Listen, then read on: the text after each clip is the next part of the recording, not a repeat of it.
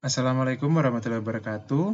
Kami dari kelompok 3, kelas A mata kuliah fitoterapi akan menjelaskan terkait fitoterapi diabetes mellitus dan komplikasinya menggunakan tanaman ginseng merah atau Panax ginseng, brotowali atau Tinospora cordifolia, dan teh hijau atau Camellia sinensis.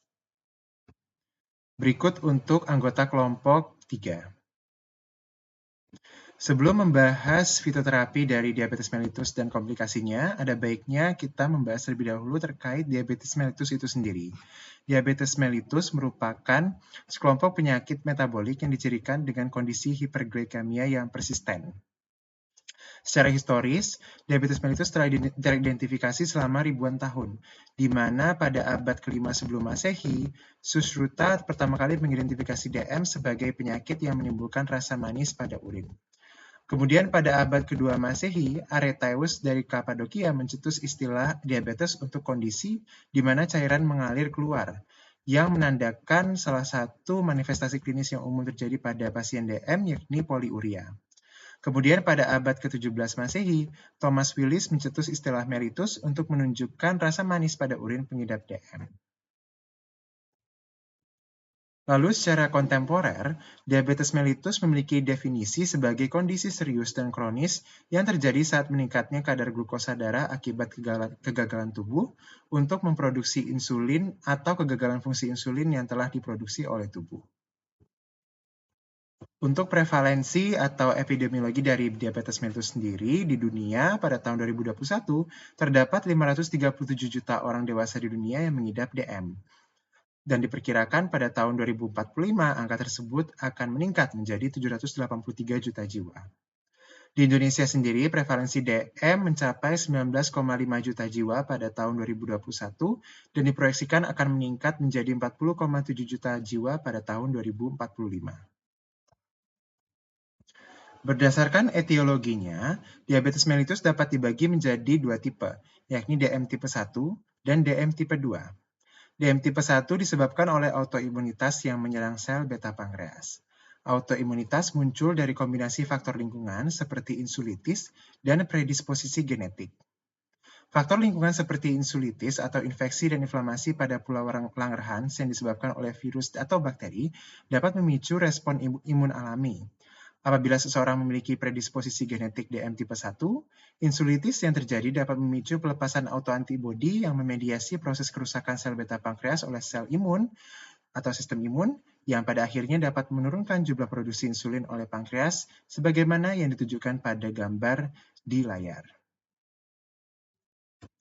Kemudian untuk DM tipe 2 dicirikan oleh adanya disfungsi sel beta pankreas yang menyebabkan penurunan produksi insulin atau disfungsi kerja insulin akibat resistensi pada tingkat sel. Hal tersebut dapat disebabkan oleh sejumlah faktor risiko, mulai dari faktor risiko yang dapat dimodifikasi seperti pola makan, hingga faktor risiko yang tidak dapat dimodifikasi seperti usia, ras, dan riwayat keluarga. Adanya faktor risiko tersebut disertai dengan kondisi hiperglikemi dan hiperlipidemia dapat memicu inflamasi kronis pada pankreas yang pada akhirnya akan menyebabkan hilangnya integritas pulau Langerhans dan disfungsi sel beta pankreas. Selain akibat dari disfungsi dari sel beta pankreas, DM tipe 2 dapat disebabkan pula oleh resistensi insulin, yakni penurunan respon metabolik sel terhadap insulin. Sebagaimana yang dapat dilihat di gambar, terlihat bahwa patogenesis DM tipe 2 bisa terjadi akibat disfungsi sel beta yang ada di pankreas ataupun resistensi insulin atau insulin resistance atau IR yang bisa terjadi di berbagai bagian tubuh, utamanya pada sel-sel otot, kemudian pada hati, dan jaringan adiposa.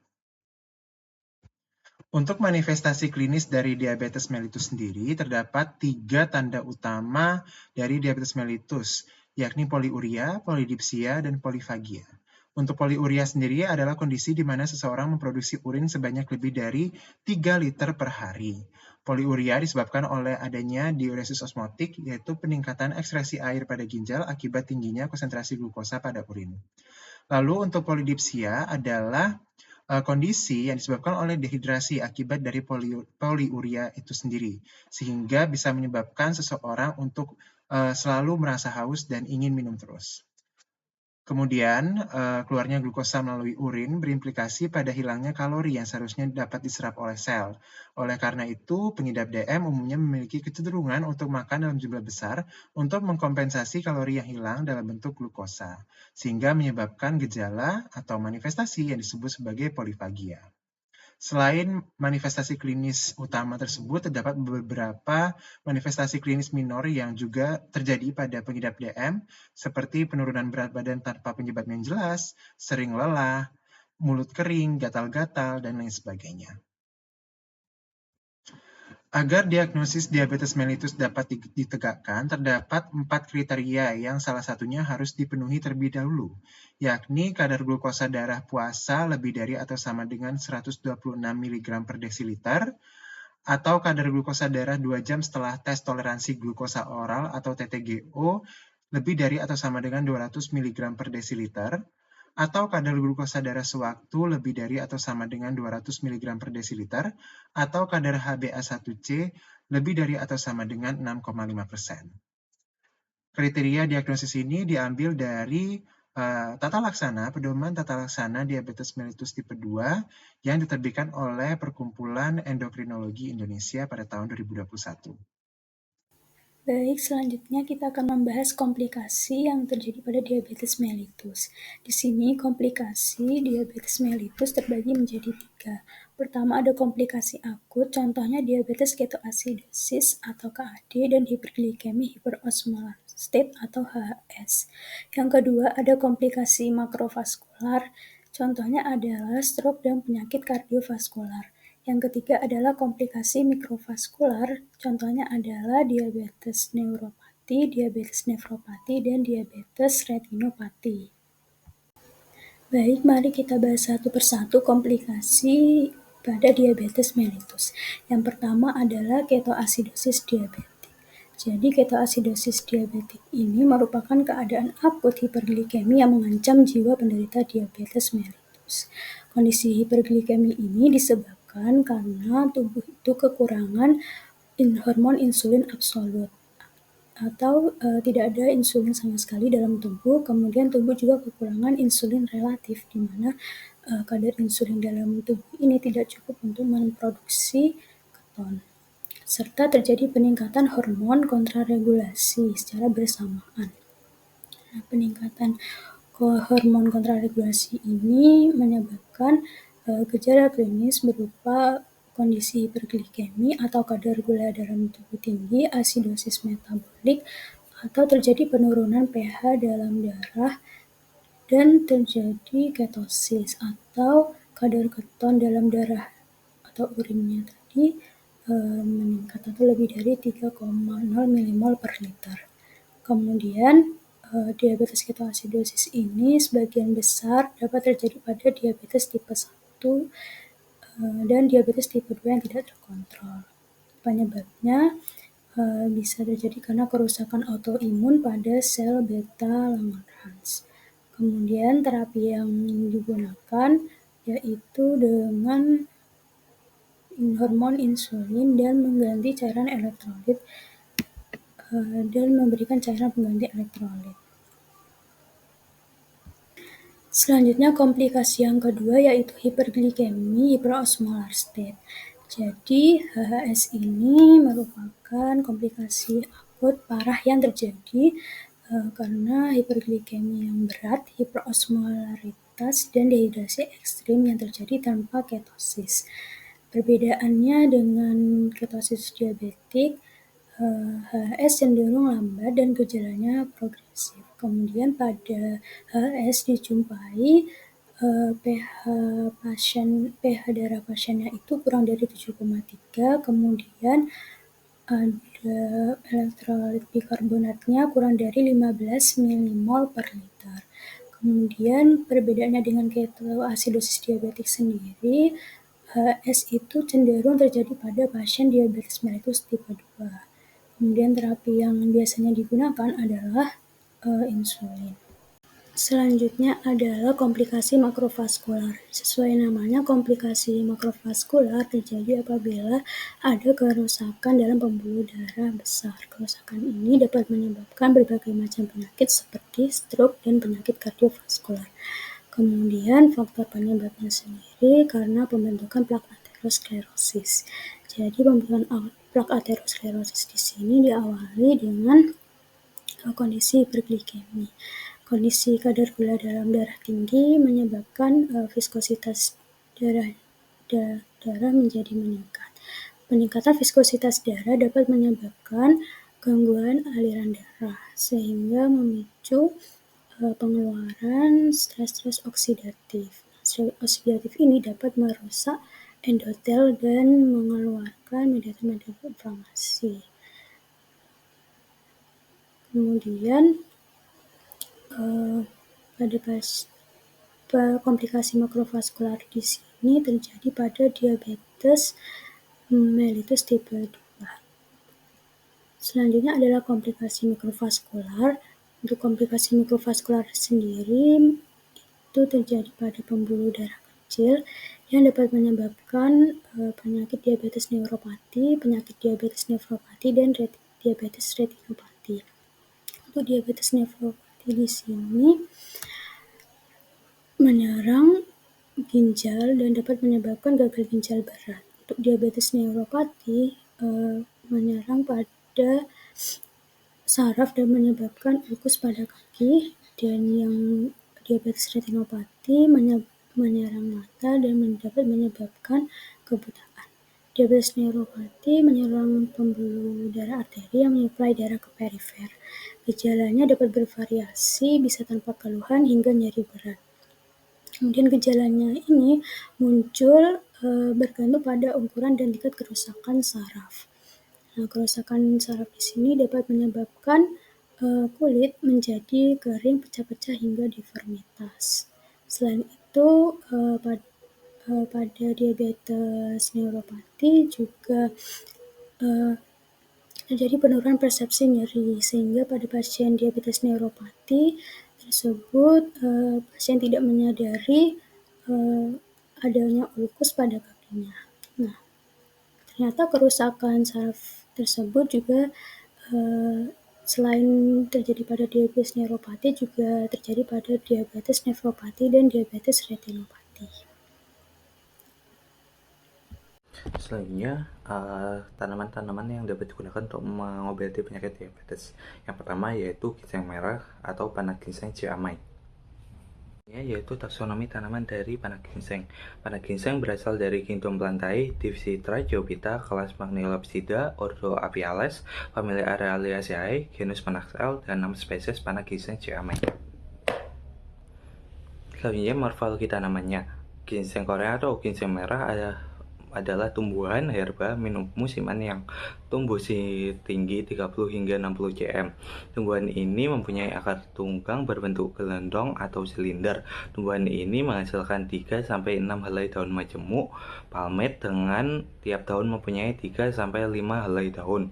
Pinggiran daunnya bergerigi atau rapat. Bunganya lahir dalam satu bunga majemuk, yaitu bunga Baekhyun terminal dengan 30 sampai 60 bunga. Panjang tangkai bunganya 15 sampai 30 cm. Ovarium bunganya berbentuk 2 putih dan setiap putihnya memiliki 2 corak yang berbeda. Buah matang berukuran 4 sampai 5 kali 6 sampai 7 mm, berwarna merah, berbentuk bulat dengan ujung pipih. Bijinya berwarna putih dan berbentuk ginjal.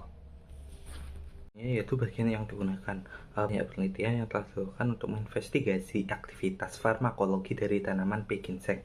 Aktivitas anti-diabetesnya menjadi salah satu hal yang menarik perhatian para peneliti. Bagian akar dari ginseng merah mengandung berbagai senyawa aktif, termasuk ginsenosida yang merupakan komponen utama dan potensi farmakologi seperti sebagai agen anti-diabetes. Selain ginsenosida, akar ginseng merah juga mengandung arginin fruktosa glukosa atau AFG dan polisakarida asam yang terbukti memiliki efek imunomodulator dan antioksidan, serta senyawa poliasetilena seperti panaksinol dan panaksidol juga terkandung dalam akar ginseng merah yang diketahui memiliki aktivitas anti kanker dan antiinflamasi meskipun tidak stabil secara kimia. Baik, selanjutnya yaitu dosis dan cara penggunaan secara tradisional. Nah, ginseng ini merupakan salah satu tanaman obat yang digunakan dalam pengobatan tradisional Tiongkok.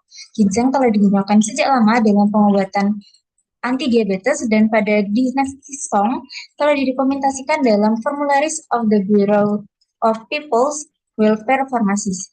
Nah, varietas yang paling banyak digunakan dalam pengobatan diabetes adalah panas ginseng dan panas Quinquefolius L. Nah, tanaman ini diolah dengan cara akar dan rimpang keringnya dikukus, kemudian ekstraknya digunakan dalam pengobatan. Pengobatan tradisional Tiongkok ini sendiri merekomendasikan dosis ginseng untuk pengobatan diabetes sebesar 3 gram per hari, itu sudah cukup aman dan berkhasiat. Nah, studi mengenai dosis ginseng dalam pengobatan diabetes masih sangat bervariasi. Adapun studi yang mencantumkan tentang dosis yaitu 0,96 sampai 13,5 gram per hari dengan durasi pengobatan 4 sampai 20 minggu.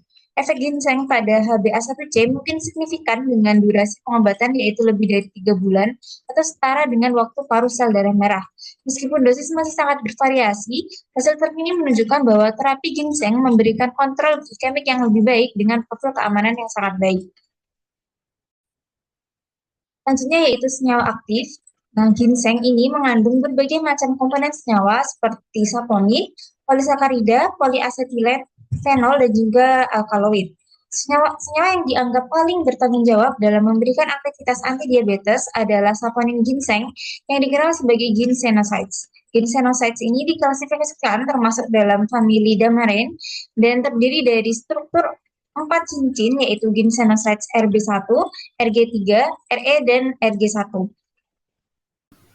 Mekanisme kerja dari ginseng merah sendiri sebagai fitoterapi dalam DM type 2 yaitu yang pertama dapat meningkatkan fungsi dari sel beta pankreas sendiri dalam mensekresi insulin. Kemudian yang kedua dapat meningkatkan sensitivitas insulin terhadap adanya glukosa. Kemudian meningkatkan penyimpanan glukosa di hati dan di otot dengan mengatur ekspresi GLUT1 atau glucose transporter type 1 dan GLUT4 atau glucose transporter type 4. Kemudian dapat menurunkan ekspresi enzim glukosa 6 fosfatase yang berperan dalam proses gluconeogenesis atau proses pembentukan dari glukosa. Kemudian memodulasi absorpsi glukosa dengan memperlambat pencernaan dan mengurangi laju penyerapan glukosa.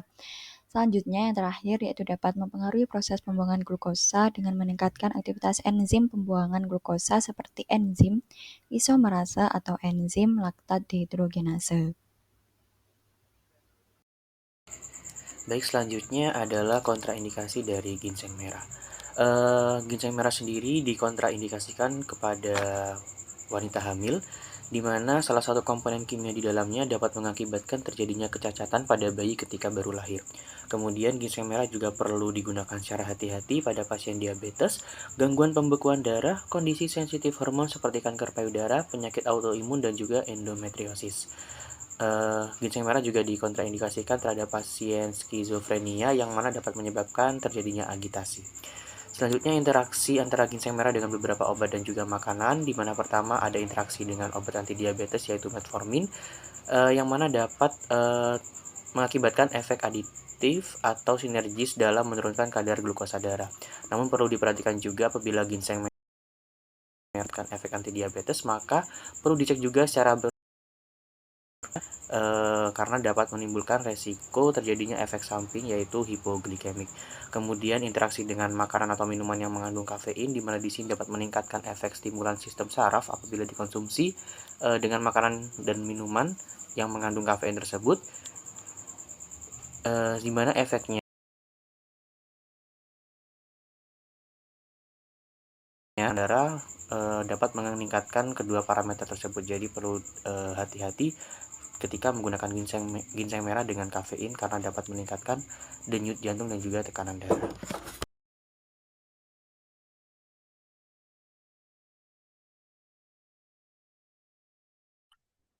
Yang selanjutnya adalah penelitian praklinik, di mana Yang dan kawan-kawan tahun 2022 mengevaluasi efek antidiabetes dari ekstrak ginseng merah pada tikus model diabetes tipe 2 yang diinduksi dengan diet tinggi gula dan lemak serta streptozotokin, di mana tikus di sini dibagi menjadi 3 kelompok. Yang pertama ada kelompok kontrol diberikan dengan normal salin, lalu ada kelompok MET diberikan metformin dengan dosis 200 mg per kilogram berat badan, lalu ada kelompok ekstrak ginseng merah diberikan dengan dosis 400 mg per kilogram berat badan. Setelah 4 minggu perlakuan, kelompok dengan ekstrak ginseng merah menunjukkan penurunan kadar glukosa, kolesterol total, peningkatan HDL-C, serta perbaikan pada histologi pola Langerhans pankreas dan metabolit diferensial terkait diabetes tipe 2. Sehingga penelitian ini dapat disimpulkan bahwa ekstrak ginseng merah efektif memperbaiki gangguan metabolisme pada diabetes tipe 2. Pada penelitian klinis ini, untuk tanaman ginseng merah menggunakan uji klinis secara acak dengan cara membandingkan kontrol pasien diabetes mellitus tipe 2 dan yang diobati dengan suplementasi ginseng kemudian dimasukkan dalam meta-analisis. Nah, meta-analisis ini untuk mengevaluasi kemanjuran terapi ginseng pada pasien diabetes mellitus tipe 2. Pada penelitian ini juga disebutkan bahwa terdapat peningkatan lipid yang terkait dengan terapi ginseng untuk pasien diabetes mellitus tipe 2. Nah, untuk itu terapi suplemen ginseng ini lebih efektif dalam HbA1 dengan kadar glukosa puasa. Pada pasien tidak menggunakan obat antidiabetes karena memiliki efek ginseng yang tertutupi oleh obat antidiabetes. Nah, berikut ini merupakan grafiknya. Tanaman selanjutnya yang dapat digunakan untuk pengobatan diabetes yaitu brotowali atau Tinospora cordifolia. Selanjutnya taksonomi tanaman dari Tinospora cordifolia yaitu Tinospora cordifolia berasal dari kingdom Plantae, divisi Tracheophyta, kelas Magnoliopsida, ordo Ranunculales, famili Menispermaceae, genus Tinospora mirs dengan nama spesies Tinospora cordifolia Wild-Mirs. Untuk morfologi tanaman dari cordifolia yaitu cordifolia atau brotowali adalah semak merambat dengan sejumlah percabangan yang melingkar. Seluruh tanaman dibagi menjadi beberapa bagian yaitu batang, daun, bunga, dan juga buah. Selain itu terdapat juga bagian lain seperti akar aerial, lamina, dan biji. Tanaman ini memiliki akar yang bersifat aerial roots. Selain itu korteks akar memiliki dinding luar yang tebal dan zona parenkim bagian dalam. Lamina berbentuk bulat telur dengan panjang 10-20 cm dan lebar hingga 15 cm. Pangkalnya berbentuk hati, berselaput, dan termontose putih dengan retikulum yang menonjol di bawahnya. Biji berbentuk melengkung, namun endokard dihiasi dengan baik dan memberikan karakter taksonomi yang penting. Untuk bagian yang digunakan, batang T. cordifolia dapat digunakan untuk mengatasi rasa pahit, rasa sakit perut, astringen, menghilangkan rasa haus, muntah, rasa panas, memperkaya darah, diuretik, termogene, merangsang sekresi empedu, mencegah sebelit, dan juga penyakit kuning. Batangnya juga telah dianggap sebagai sumber obat asli untuk pengobatan antidiabetes, imunomodulator, anti-hepatotoksik, dan juga antipiretik. Ekstrak batang dari T. cordifolia juga terbukti efektif dalam pengobatan gangguan kulit. Bagian penting lainnya dari tanaman ini adalah akarnya yang memiliki aktivitas antibisul dan anti-stres. Baik batang dan juga akar T. cordifolia diresepkan bersama dengan obat-obat lainnya sebagai anti racun terhadap sangatan kalajengking dan juga gigitan ular. Kulit kayu kering T. cordifolia memiliki sifat antiinflamasi, anti-alergi, antipiretik, antispasmodik, dan juga antileprotik. Selain itu, batang dari T. cordifolia menunjukkan efek perlindungan terhadap sel beta pankreas dan meningkatkan pengambilan glukosa dalam sel adiposa yang dapat membantu mengatur metabolisme glukosa pada tikus yang diinduksi diabetes. Baik, selanjutnya yaitu dosis dan cara penggunaan secara tradisional. Tinospora cordifolia atau brotowali telah digunakan untuk penyembuhan dan pengendalian penyakit diabetes dalam pengobatan tradisional Ayurveda. Selain itu, tanaman ini telah didistribusikan sejak lama ke seluruh dunia, terutama Myanmar, Bangladesh, Sri Lanka, dan Nepal, serta sudah lama digunakan sebagai pengobatan tradisional dalam pengelolaan asma, migrain, ambeien, diabetes, dan lain-lain. Nah, tabib tradisional Nepal juga merekomendasikan tanaman ini dalam pengobatan diabetes. Bagian tanaman yang digunakan adalah batangnya, kemudian diekstraksi dengan cara direbus. Berdasarkan penelitian oleh Kumar dan kawan-kawan pada tahun 2016, pemberian batang brotowali dengan dosis 50 mg per kilogram berat badan per hari secara oral selama 2 minggu pada subjek diabetes tipe 2 menunjukkan bahwa terjadi penurunan kadar lipid peroksida sebesar 42%, bersamaan dengan peningkatan kadar 5 antioksidan endogen glutathione subhidril 37%, superoksida dismutase 37%, katalase 17%, glutathione peroksidase 11%, dan glutathione reduktase 37%. Penurunan OS yang dramatis menunjukkan adanya peningkatan cakupan antioksidan endogen secara keseluruhan.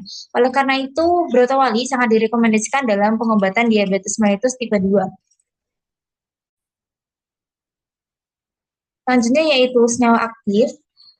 Brotowali mengandung senyawa palmapain, magnoflorin, dan juga santorizin. Nah, senyawa-senyawa ini terbukti dapat memiliki efek sekresi insulin yang kuat dan dapat menurunkan kadar glukosa darah. Berberin yang juga terkandung dalam tanaman ini juga dapat menurunkan glukosa darah yang tinggi pada hewan coba seefektif metformin. Palmapain juga dapat meningkatkan regulasi GLUT4 dan reseptor proliferator peroksisom pada miosit L6. Oleh karena itu, senyawa alkaloid yang terkandung dalam T. cordifolia atau brotowali dimungkinkan memiliki sifat antidiabetik yang menonjol. Selanjutnya, mekanisme kerja dari brotowali sebagai agen fitoterapi dalam penanganan DM type 2 yang pertama yaitu dapat menghambat enzim DPP4 atau dipeptidil peptidase 4 dan PTP1B atau protein tirosin fosfatase, yang mana kedua enzim ini itu berperan dalam metabolisme glukosa, sehingga penghambatan pada kedua enzim ini dapat menurunkan kadar glukosa di dalam darah. Selanjutnya itu memiliki efek perlindungan pada sel beta pankreas ya terhadap sitokin dan mampu meningkatkan sekresi insulin. Efek perlindungan ini ditimbulkan karena brotowali dapat menurunkan produksi nitrit oksida dan meningkatkan viabilitas sel pada beta pankreas yang terpapar sitokin. Yang terakhir yaitu dapat meningkatkan sensitivitas dari sel adiposit terhadap pengambilan glukosa di dalam darah dengan meningkatkan translokasi GLUT4 atau glucose transporter type 4 dari sel adiposit ke membran plasma. Selanjutnya, tanaman brotowali di sini dikontraindikasikan terhadap wanita hamil, di mana berdasarkan penelitian dilakukan oleh Widiana dan Sumarmi tahun 2016, di mana pada penelitian ini dilakukan penelitian efek brotowali pada mencit hamil dan disimpulkan bahwa brotowali dapat menurunkan jumlah korpus luteum dan fetus hidup. Hal ini dikarenakan brotowali memiliki efek toksik terhadap embrio yang dapat menghambat pertumbuhan dan juga perkembangan janin. Kemudian ada interaksi dengan obat antidiabetes, di mana dapat meningkatkan efek antidiabetesnya. Selain itu, berarti juga perlu diwaspadai akan adanya efek samping hipo. Kemudian dengan interaksi dengan sayur-sayuran hijau, di mana apabila dikombinasikan dapat membantu meningkatkan penyerapan nutrisi dan juga memperlancar pencernaan. Lalu terdapat juga penelitian praklinik dari tanaman brotowali di mana penelitian dilakukan oleh Sarma dan kawan-kawan pada tahun 2019. Sarma melakukan evaluasi efek antidiabetes terhadap ekstrak air dari Tinospora cordifolia atau tanaman brotowali pada sel beta pankreas, adiposit, dan tikus diabetes yang diinduksi streptozotokin, di mana hasilnya ekstrak air Tinospora cordifolia ini meningkatkan viabilitas dari sel beta, sekresi insulin insulin, penyerapan glukosa, dan translokasi dari GLUT4 di membran plasma. Pada tikus diabetes, ekstrak air Tinospora cordifolia ini menurunkan kadar glukosa darah, trigliserida, kolesterol total, dan DPP-1V, serta meningkatkan berat badan, kadar insulin, glikogen hati, dan ekspresi dari GLUT4. Sehingga secara keseluruhan, ekstrak air Tinospora cordifolia ini menunjukkan potensinya sebagai agen antidiabetes, yaitu melindungi sel beta pankreas dari toksisitas sitokin, serta memperbaiki metabolisme dari glukosa. Kemudian terdapat penelitian klinik pada tanaman brotowali untuk menilai aktivitas antidiabetes. Yang pertama dengan uji klinis dilakukan 30 kontrol orang sehat 15 pria dan 15 wanita dengan syarat usia 47 hingga 57 tahun. Nah, kemudian untuk pemilihan subjek diabetes diperlukan 60 subjek diabetes mellitus tipe 2 yaitu 30 pria dan 30 wanita. Pada kelompok 1 kontrol harus sehat melakukan jalan cepat 20 menit per hari dengan diet keseimbangan. Kemudian kelompok 2 kontrol diabetes harus jalan cepat 30 menit per hari dengan diet rendah karbohidrat. Kelompok 3 yaitu dengan melakukan jalan cepat 20 menit per hari dengan diet rendah karbohidrat. Dengan bubuk batang T cordifolia 50 gram per berat badan per hari, maserasi oral, dan penelitian ini pada kelompok 3 dilakukan selama 15 hari. Tanaman yang selanjutnya yang dapat digunakan untuk pengobatan antidiabetes yaitu teh hijau dengan nama lain Camellia sinensis. Ini taksonomi tanaman dari Camellia sinensis. Camellia sinensis berasal dari kingdom Plantae, divisi Tracheophyta, kelas Magneolopsida, ordo Erichales, famili Theaceae, genus Camellia L, dengan nama spesies Camellia sinensis L. kunze. Untuk morfologi tanamannya yaitu teh atau Camellia sinensis merupakan tanaman setinggi pohon dengan tinggi 15 kaki secara alami, tetapi ketika dibudidayakan hanya tumbuh sekitar 0,6 dan 1,5 meter. Daun berwarna hijau muda, memiliki panjang 5-30 cm, lebar plus minus 4 cm, bunga berwarna putih dengan diameter 2,5-4 cm, buah berbentuk pipih dan bulat, biji memiliki ukuran seperti kacang, terdapat 1 buah pada setiap buahnya. Untuk bagian yang digunakan, daun teh memiliki kandungan senyawa bioaktif yang kaya, terutama katekin seperti epigalokatekin galat (EGCG), memberikan kontribusi signifikan pada berbagai mekanisme yang dapat membantu mengendalikan kadar gula darah. Selain itu, senyawa dalam daun teh dapat membantu meningkatkan sensitivitas sel terhadap insulin, sehingga glukosa dapat lebih efektif diangkut ke dalam sel. Selain itu, daun teh juga bekerja dengan menghambat enzim alfa-glukosidase. Enzim ini berperan dalam memecah karbohidrat yang dikonsumsi menjadi glukosa sederhana.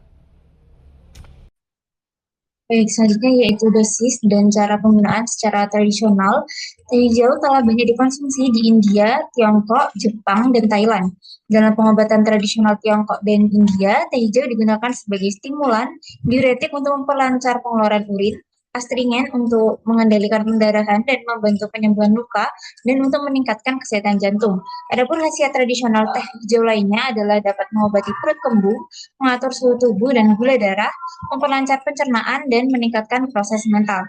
Di Cina, India, Amerika Serikat, dan beberapa negara kecil lainnya, teh telah dikonsumsi untuk mencegah berbagai penyakit termasuk diabetes mellitus. Pengolahannya dilakukan dengan cara menyeduh daun teh hijau yang telah kering. Nah, berdasarkan penelitian klinis metode double blind terkontrol placebo acak dosis ganda, dosis teh hijau yang dapat diberikan adalah sebanyak 4 cangkir, 2,72 gram kantong teh yang dipanaskan dalam 250 ml air yang baru direbus setiap hari selama 4 minggu. Hasil menunjukkan bahwa konsumsi teh lebih dari 3 cangkir per hari dikaitkan dengan penurunan risiko diabetes mellitus tipe 2 pada wanita tetapi tidak pada pria. Selanjutnya yaitu senyawa aktif. Ekstrak teh hijau mengandung polifenol total yang dapat menghambat aktivitas enzim alfa-glukosidase. Selain itu, senyawa yang berperan penting dalam menghambat enzim alfa-glukosidase adalah epigalokatekin galat dan juga teaflavin digalat. Perlu diketahui juga bahwa teh hijau mengandung flavonoid yang memiliki gugus hidroksil OH dan berperan penting dalam proses inhibisi enzim alfa-glukosidase terutama pada cincin C flavonoid. Pada posisi 3 cincin C flavonoid juga ditemukan gugus galat yang kemudian akan berinteraksi dengan enzim alfa-glukosidase sehingga aktivitasnya terhambat. Adanya substitusi gugus hidroksil pada cincin B flavonoid juga dapat meningkatkan aktivitas inhibisi enzim alfa-glukosidase. Selanjutnya yaitu mekanisme kerja dari teh hijau sendiri sebagai agen fitoterapi dalam penanganan DM type 2. Yang pertama yaitu bisa sebagai antioksidan. Nah, antioksidan ini itu dapat menekan stres oksidatif yang dapat menyebabkan komplikasi pada diabetes mellitus. Selanjutnya itu dapat mengontrol kadar gula postprandial atau gula setelah makan dengan menghambat aktivitas dari enzim alfa amilase dan alfa glukosidase. Selanjutnya dapat memperbaiki disfungsi endotelial yang disebabkan karena komplikasi diabetes dengan menurunkan kadar NADPH atau nikotinamide adenin dinukleotide fosfatase dan kadar nitrit oksida. Selanjutnya dapat menekan peradangan yang disebabkan oleh sitokin pada sel beta pankreas. Kemudian menurunkan aktivitas asetilkolinesterase pada otak dan eritrosit yang mana merupakan penyebab potensial dari resistensi insulin. Selanjutnya untuk tanaman teh hijau di sini dikontraindikasikan dengan pasien dengan masalah pencernaan, di mana teh hijau ini mengandung kafein dan juga tanin yang dapat merangsang produksi asam lambung dan menyebabkan iritasi pada saluran pencernaan. Oleh karena itu, orang yang memiliki masalah pencernaan seperti MAH ataupun sindrom iritasi usus disarankan untuk menghindari dalam jumlah yang berlebihan.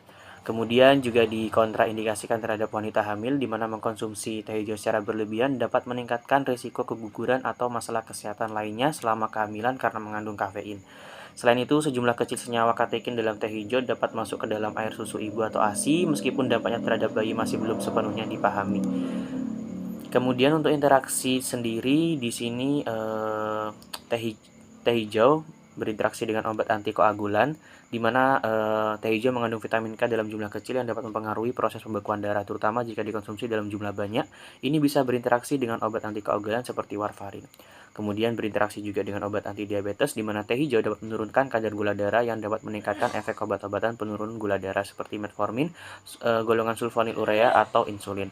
Mengonsumsi teh hijau dalam jumlah besar bersama obat-obatan ini berisiko juga untuk efek samping antidiabetes secara umum yaitu hipoglikemik, sehingga perlu dimonitoring.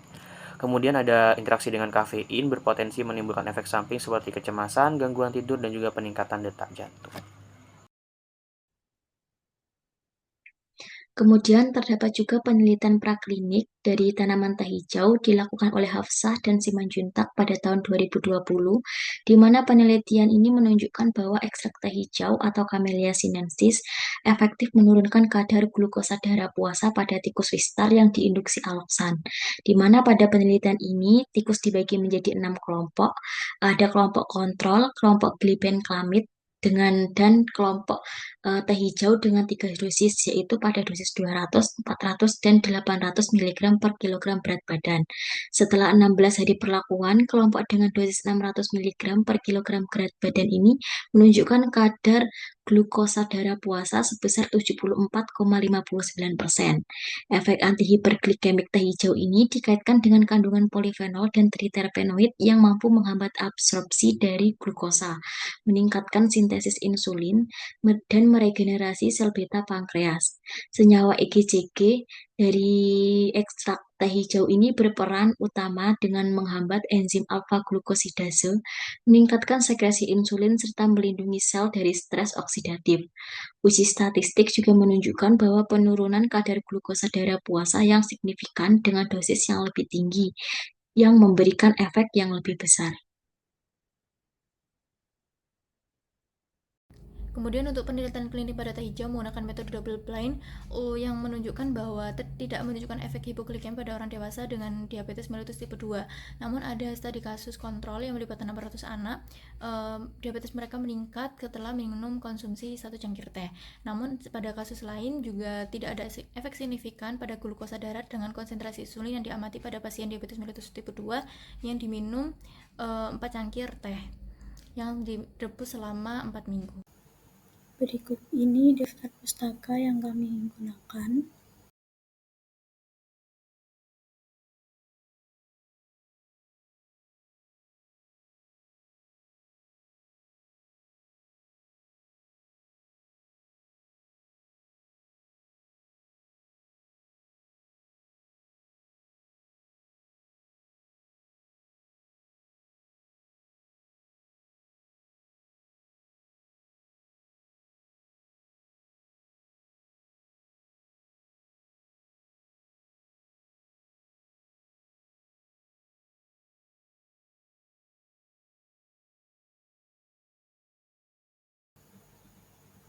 Terima kasih sudah menyaksikan.